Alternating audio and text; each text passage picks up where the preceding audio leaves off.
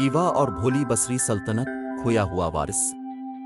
आवा, एक चुलबुली लड़की जिसकी चमकती भूरी आंखें और भूरे बालों का एक बेतरतीब गुच्छा था, लाहौर के एक मसरूफ शहर में एक सादा सी जिंदगी गुजार रही थी। वो एक यतीम थी जिसकी परवरिश उसकी मेहरबान लेकिन ज्यादा काम करने वाली खाला ने की थी, जो एक छोटी सी चाय की दुकान चलाती थी। आवा को अपनी खाला की मदद करना बहुत पसंद था, खास तौर पर सुबह की मसरूफ तरीन औकात में, जब वो मकामी लोगों को चाय के गर्म कप पेश करती तो इसकी हंसी दुकान में गूंजती थी। लेकिन इसके खुशगवार बैरूनी हिस्से के नीचे आवा के दिल में किसी चीज के लिए एक खुफिया तड़प थी, एक ताल्लुक का एहसास जिसे वो पूरी तरह से समझ नहीं पा रही थी। वो उन गिनत घंटे इस बोसीदा लाकेट को तकती रहती थी जो वो हमेशा अपनी गर्दन में पहने रहती थी, जो इसकी माँ का तोहफा था, नस्लों से चला आ रहा था। लाकेट सादा था, एक चांदी का दायरा जिसकी सतह पर एक पेचीदा डिजाइन कंदा था। ये इसकी जिल्द पर गर्म महसूस होता था, जो इसकी माँ की मोहब्बत की मुसलसल याद दहानी थी, हालांकि वो इसका चेहरा याद नहीं कर सकती थी। एक दिन नर्म कपड़े से लाकेट साफ करते हुए आवा ने पीछे की जानिब एक छोटा सा नविश्ता देखा, जो वक्त के साथ तकरीबन छुपा हुआ था। इस पर लिखा था, शाही खानदान अकरा की आखिरी औलादत। आवा का दिल जोर से धड़क उठा। उसका क्या मतलब था? उसने अकरा के बारे में कभी नहीं सुना था, लेकिन नविश्ता अहम महसूस हुआ, जैसे किसी पहेली का एक टुकड़ा जिसे वो अपनी पूरी जिंदगी तलाश कर रही थी। इसकी खाला, जो दिन के गाहकों के लिए तैयारी करने में मसरूफ थी, नविश्ता के बारे में कुछ नहीं जानती थी। आवा ने अपने खानदान के माजी के बारे में मजीद जानने का फैसला किया। आवा की तलाश उसे शहर की कदीम तरीन लाइब्रेरी की धूल भरी शेल्फों तक ले गई। उसने कदीम किताबों को घूरते हुए दिन गुजारे, इसकी उंगलियां पीले रंग के सफ़हात पर धुंधली सियाही का पता लगा रही थी। आखिरकार वो पाकिस्तान की खोई हुई बादशाही के उन्वान से एक किताब पर ठोकर खा गई। ये एक भारी टॉम था, चमड़े में जकड़ा हुआ था और पुराने कागज और वक्त की खुशबू थी। ईवा ने एहतियात से किताब खोली, इसका दिल तवक्को से धड़क रहा था। किताब में एक फरामोश शुदा बादशाही, इकरा के बारे में बताया गया है, जो हिमालय के क़ल्ब में वाक़े है, जिस पर एक मेहरबान बादशाह और मलिका की हुकूमत थी। कहा जाता है कि उनके नसब को गैर मामूली ताकतों से नवाजा गया है, जो फितरत के जौहर को इस्तेमाल करने के काबिल है। लेकिन सल्तनत सदियों पहले गायब हो गई थी, पहाड़ों ने इसे निगल लिया था। इसके लोग और उनके राज वक्त के सामने खो गए थे। किताब में एक क्रिस्ट का जिक्र किया गया है, शाही खानदान की अलामत, फैले हुए परों के साथ एक शानदार सुनहरी उकाब। आवा हाँप गई। किताब का क्रिस्ट बिल्कुल इसके लाकेट के डिजाइन जैसा था। क्या वो इकरा के शाही खानदान की औलाद हो सकती है? इस सोच ने इसकी रीढ़ की हड्डी में कपकपी तारी कर दी। वो जानती थी कि उसे मजीद मालूमात हासिल करनी है।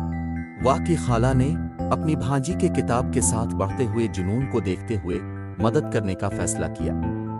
वो एक पुराने मौरख मिस्टर खान को जानती थी, जो दरिया के करीब एक अजनबी घर में रहते थे। खान साहिब एक कमजोर आदमी थे, जिनकी लंबी सफेद दाढ़ी और मेहरबान आंखें थीं, जो हिकमत से चमकती थीं। उसने अपनी जिंदगी पाकिस्तान की तारीख का मुताला करते हुए गुजारी थी। इसका घर कदीम नमूनों और नक्शों से भरा हुआ था। आवा और उसकी खाला मिस्टर खान से मिलने गईं, जिन्होंने आवा की कहानी गौर से सुनी। उसने मेगनफानक गिलास से लाकेट का जायजा लिया, इसकी भनवें इर्तिकाज में फटी हुई थीं। ये वाकई इकरा के शाही घर की चोटी है, इसने कहा। इसकी आवाज उम्र के साथ तेज थी। लेकिन बादशाही एक अफसाना है जो नस्ल दर नस्ल सरगोशी करता है। किसी को भी उसके वजूद का कोई सबूत नहीं मिला। आवा का दिल डूब गया। उसने मायूसी की लहर महसूस की, लेकिन फिर मिस्टर खान मुस्कुराए। लेकिन अफसाने अक्सर सच्चाई पर मबनी होते हैं, उन्होंने कहा। इस कहानी में आंखों से मिलने के अलावा कुछ और भी हो सकता है। किताब में बादशाही की तरफ जाने वाले एक पोशीदा रास्ते का जिक्र किया गया है। ये राज सिर्फ शाही खानदान को मालूम था। शायद अब आवा इस कदीम राज को खोलने की चाबी अपने पास रखे। ईवा का दिल जोश से धड़कने लगा। इसने मकसद की एक लहर महसूस की, तकदीर का एहसास इसे बिला रहा है। इसे पोशीदा रास्ता तलाश करना था, इकरा की खोई हुई बादशाही का दरवाजा। मिस्टर खान ने आवा को एक नक्शा दिया जो पारिचमिनट के एक टुकड़े पर हाथ से तैयार किया गया था, जिसमें हिमालय में एक छपी हुई गार का मकाम दिखाया गया था। इस गार को बादशाही का दाखिली दरवाजा कहा जाता था। नक्शा पुराना और धुंधला था, लकीरें बमुश्किल नजर आती थीं, लेकिन आवा इससे ताल्लुक महसूस कर सकती थी, शनासाई का एहसास। वो जानती थी कि उसे अपने नसब और खोई हुई बादशाही के बारे में सच्चाई से पर्दा उठाने के लिए इस नक्शे पर अमल करना होगा। आवा ने जल्द वापस आने का वादा करते हुए अपनी खाला और मिस्टर खान को अलविदा किया। उसने ज़रूरी सामान, एक कंपास, एक टार्च और हिमालय के बारे में चंद किताबों के साथ एक छोटा सा बैग पैक किया। वो अपने एडवेंचर के लिए तैयार थी। अगली सुबह आवा हिमालय के लिए रवाना हुई। इसका दिल खौफ और जोश के मरकब से भर गया। इसे अंदाजा नहीं था कि पहाड़ों में इसका क्या इंतजार है, लेकिन वो इकरा की खोई हुई बादशाही को तलाश करने और अपने माजी के बारे में सच्चाई से पर्दा उठाने के लिए पुरज़्म थी। सफर लंबा और कठिन था। आवा ने घने जंगलों में सफर किया, गद्दार पहाड़ों पर चढ़ा और बर्फीली नदियों को अबूर किया। इसे सख्त मौसम, जंगली जानवरों और शक के लम्हात का सामना करना पड़ा, लेकिन इसने कभी हिम्मत नहीं हारी। नक्शा इसे पहाड़ों में ऊंचे एक दूर दराज गांव में ले गया। गांव के लोग मेहरबान और खुश आमदीद थे, इसे खाना और रहाइश की पेशकश करते थे। उन्होंने इसे पहाड़ों के बारे में, इकरा की खोई हुई बादशाही के बारे में और उन पुरस्कार ताकतों के बारे में बताया जिनके बारे में कहा जाता था कि वो वहां रहते हैं। आवा ने गार्डियंस ऑफ इकरा के अफसाने के बारे में सीखा। अफसानवी मखलूकात ने सल्तनत को घुसने वालों से बचाने के लिए कहा। उन्हें सुनहरी आंखों और इंसानी जुबानें बोलने की सलाहियत के साथ शानदार बर्फानी चीते के तौर पर बयान किया गया था। गांव वालों ने आवा को खबरदार किया कि वो इन मखलूकात से होशियार रहें, क्योंकि वो अपने इलाके की सख्त हिफाजत करते हैं। ईवा ने अपनी रीढ़ की हड्डी के नीचे से सर्दी महसूस की। वो कभी भी अफसानवी मखलूकात पर यकीन नहीं रखती थी, लेकिन गांव वालों से जो कहानियां इसने सुनी थीं, इसने इसके जहन में वो सब कुछ सवाल कर दिया जो उसके ख्याल में वो जानती थी। इसे मोहतात रहना था। कुछ दिनों के आराम के बाद आवा ने अपना सफर जारी रखा। इसका दिल एक नए मकसद के एहसास से भर गया। उसने नक्शे की पैरवी की। इसकी धुंधली लकीरें इसे गद्दार खतों से गुजर रही थीं। आखिरकार वो नक्शे पर निशान ज़द गार तक पहुंच गए। ये आबशार के पीछे छुपा हुआ एक तारीक, तंग दरवाजा था। आवा एहतियात से फिसलती चट्टानों पर घूम रही थी। इसका दिल तवक्को से धड़क रहा था। जैसे ही वो गार के अंदर दाखिल हुई, हुआ ठंडी और नम होती गई। वाहिद रोशनी उसकी टार्च से आई, खुरदरी दीवारों पर खौफनाक साए डाल रही थी। गार अजीब सी आवाज़ों से भरा हुआ था। पानी की टपकती टपक रही थी, नादीदा मखलूक की सरसराहट। आवा ने दबाया। इसकी आंखें छुपे हुए रास्ते के किसी भी निशान के लिए दीवारों को स्कैन कर रही थीं। वो इस वक्त तक चलती रही जो घंटों की तरह लगता था। गार मुड़ती और मुड़ती, यहां तक कि वो एक बड़े हुजरे में पहुंच गई।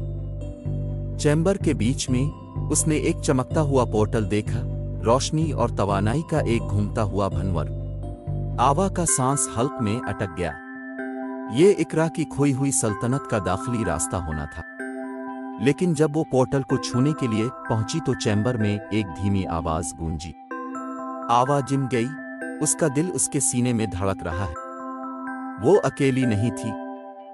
साए से चमकती आंखों का एक जोड़ा नमूदार हुआ। वो बर्फानी चीते की आंखें थीं, लेकिन ये कोई आम बर्फानी चीते नहीं थे। वो इकरा के मुहाफिज थे। उनकी खाल चमकती हुई चांदी, उनकी आंखें आसमानी रोशनी से चमक रही थीं। चीते में से एक लंबे बहते ईयल के साथ एक शानदार मखलूक आगे बढ़ा। इसकी आवाज गहरी और गूंजती थी।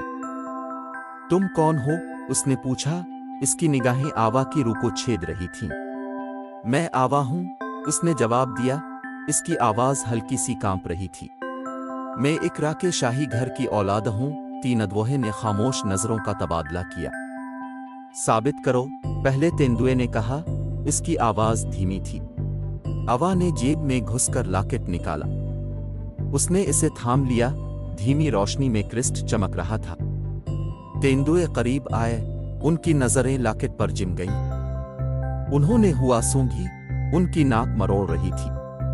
फिर चीते में से एक ने एक धीमी आवाज निकाली, शाही खून की लकीर की खुशबू मजबूत है, इसने कहा। अब वाकई शाही घर अकरा की औलाद है। आवा को सुकून का एहसास हुआ। वो इम्तिहान पास कर चुकी थी। इकरा के सरपरस्तों ने इसे शाही खानदान की औलाद के तौर पर तस्लीम किया था। घर में खुश आमदीद शहजादी आवा, पहले तेंदुए ने कहा। इसकी आवाज एहतराम से भर गई। हम आपका इंतजार कर रहे हैं। तेंदुए आवा को पोर्टल की तरफ ले गए। उनकी आंखें मकसद के एहसास से भर गईं। इकरा की बादशाही खतरे में है, दूसरे तेंदुए ने कहा। इसकी आवाज संगीन है। एक तारीख कुव्वत उभरी है जिसने हर वो चीज तबाह करने की धमकी दी है जिसे हम अजीज रखते हैं। सिर्फ आप, शहजादी आवा, हमारी बादशाही को बचा सकती हैं। आवा का दिल डूब गया। वो अपने माजी के बारे में जानने की उम्मीद में बादशाही आई थी, लेकिन अब उसे बचाने के लिए कहा जा रहा था। वो जानती थी कि इसे अंधेरे का सामना करने के लिए बहादुर होना पड़ेगा, जिससे इकरा को खा जाने का खतरा है। इसने एक गहरा सांस लिया और पोर्टल के जरिए कदम रखा। जो भी इसका इंतजार था, इसका सामना करने के लिए तैयार थी। पोर्टल ने आवा को चारों तरफ घुमाया, रोशनी और रंग का कुल्लेडोस्कोप। जब घूमना बंद हुआ तो आवा ने खुद को एक दिलकश वादी में पाया, जो डूबते सूरज की सुनहरी रोशनी में नहा रहा था। वादी सरसब्ज और शादाब, चमकती हुई आबशारों और बुलंद व बाला दरख्तों से भरी हुई थी जो आसमान को छूते नजर आते थे। दूर उसने एक शानदार शहर देखा। इसकी दीवारें सोने और जेवरात से जगमगा रही थीं। ये इकरा, खोई हुई सल्तनत थी। लेकिन कुछ गलत था। शहर एक सियाह धुंध में छाया हुआ था। इसके कभी मुतहर्रिक रंग फीके और बेजान थे। ईवा ने अपनी रीढ़ की हड्डी के नीचे से सर्दी महसूस की। बादशाही खतरे में थी, जैसा कि सरपरस्तों ने उसे खबरदार किया था। वो जानती थी कि उसे जल्दी से काम करना है। इसे ये मालूम करना था कि क्या हो रहा है और वो इकरा को कैसे बचा सकती है। आवा ने शहर की तरफ अपना रास्ता बनाया। इसका दिल खौफ और अज़्म के मुरक्कब से धड़क रहा था। जैसे ही वो करीब पहुंची, इसने देखा कि धुंध जिंदा है, एक तारीख तवानाई के साथ घूम रही है और धड़क रही है। वो इसकी मौजूदगी को महसूस कर सकती थी, इसके मकरू इरादे को। अचानक धुंध से एक शक्ल उभरी, एक लंबा छेदने वाली सुर्ख आंखों और एक जालमाना मुस्कुराहट के साथ मुसल्लत आदमी।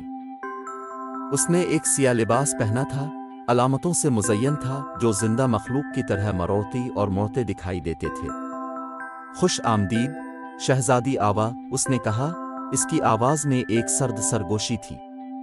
मैं तुम्हारा इंतजार कर रहा हूं। आवा को अपने ऊपर खौफ की लहर दौड़ती महसूस हुई। ये वो तारीख कुव्वत थी जिसने इकरा को धमकी दी थी, जिसके बारे में सरपरस्तों ने इसे खबरदार किया था। तुम कौन हो? उसने पूछा। इसकी आवाज कदरे कांप रही थी। मैं मिलकोर हूं, उसने कहा। इसकी आंखें एक नापाक आग से जल रही थीं। और मैं यहाँ इस बात का दावा करने आया हूं कि जो मेरा हक है। आवा ने महसूस किया कि मालकोर सिर्फ कोई दुश्मन नहीं था। वो एक ताकतवर जादूगर था जिसे इक्तिदार की प्यास और इकरा पर हुकूमत करने की ख्वाहिश थी। वो जानती थी कि उसे इसे रोकना है, लेकिन वो नहीं जानती थी कि कैसे। वो सिर्फ लाहौर की एक यतीम लड़की थी जिसका सामना एक ताकतवर जादूगर से था जिसने पूरी सल्तनत को तबाह करने की धमकी दी थी। लेकिन इसे बहादुर होना था।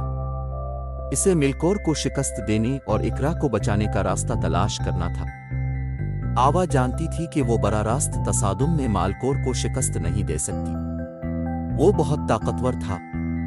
इसे इसकी कमजोरियों से फायदा उठाने के लिए इसे पीछे छोड़ने का रास्ता तलाश करने की जरूरत थी। इसे वो कहानियां याद थीं जो गांव वालों ने इसे इकरा के शाही घर के इख्तियारात के बारे में सुनाई थी। उनके बारे में कहा जाता है कि वो फितरत की ताकत को इस्तेमाल कर सकते हैं, अनासिर पर काबू पा सकते हैं।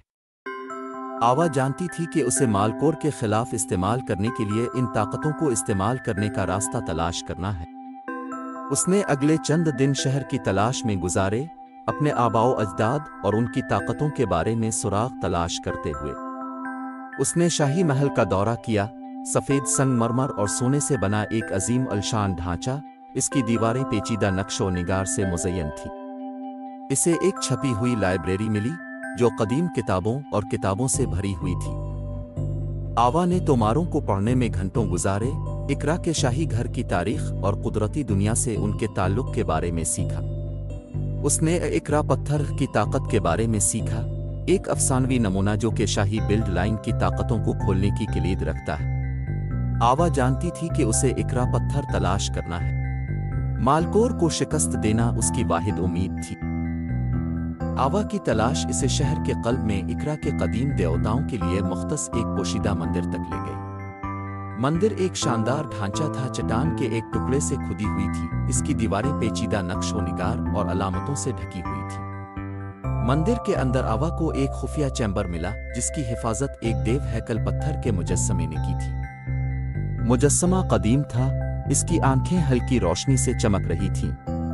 आवा को मालूम था कि ये वो जगह है जहां इकरा पत्थर छुपा हुआ था। इसे शेर के मुजस्समे से गुजरने के लिए रास्ता तलाश करना था। इसे आकरा के शाही घर के बारे में, जानवरों के साथ बातचीत करने की सलाहियत के बारे में कहानियां याद थीं। उसने शेर से बात करने की कोशिश की लेकिन वो खामोश रहा। तब आवा को वो लाकेट याद आया जो आकरा के शाही घर का क्रिस्ट था। इसने इसे शेर तक पकड़ा। इसका सुनहरी उकाब मध्यम रोशनी में चमक रहा था। शेर की आंखें फैल गईं, इसकी नजरें लाकेट पर जिम गईं। आवा ने शेर से ताल्लुक महसूस किया, समझ बोझ का एहसास। वो जानती थी कि इसे शेर को दुखाना है कि वो चैम्बर में दाखिल होने के लायक है। इसने एक गहरा सांस लिया और शेर से नर्म नर्म आवाज में बात की। मैं आवा हूं, इकरा के शाही घर की औलादा। मैं सुकून से आता हूं। मुझे आपकी मदद की जरूरत है। शेर एक लम्हे के लिए खामोश रहा, इसकी नजरें आवा पर जिम गईं। फिर उसने एक धीमी आवाज निकाली, ऐसी आवाज जो धमकी आमेज नहीं थी बल्कि एहतराम की अलामत थी। शेर ने एक तरफ हटकर आवा को चैम्बर में दाखिल होने दिया। ईवा अंदर दाखिल हुई, इसका दिल तवक्को से धड़क रहा था। चैम्बर के बीच में उसने एक पेडस्टल देखा और उस पर एक चमकता हुआ पत्थर एक गर्म सुनहरी रोशनी के साथ पिल रहा था। ये इकरा पत्थर था। आवा ने आगे बढ़कर पत्थर को छुआ। इसके जरिए तवानाई की एक लहर उठी जिसने इसे ताकत और मकसद के एहसास से भर दिया। वो जानती थी कि उसे वही मिल गया है जिसकी वो तलाश कर रही थी। इसे मालकोर को शिकस्त देने और इकरा को बचाने की किलीद मिल गई थी। ईवा ने एतमाद में इजाफा महसूस किया। वो अब लाहौर की सिर्फ एक नौजवान यतीम नहीं रही थी।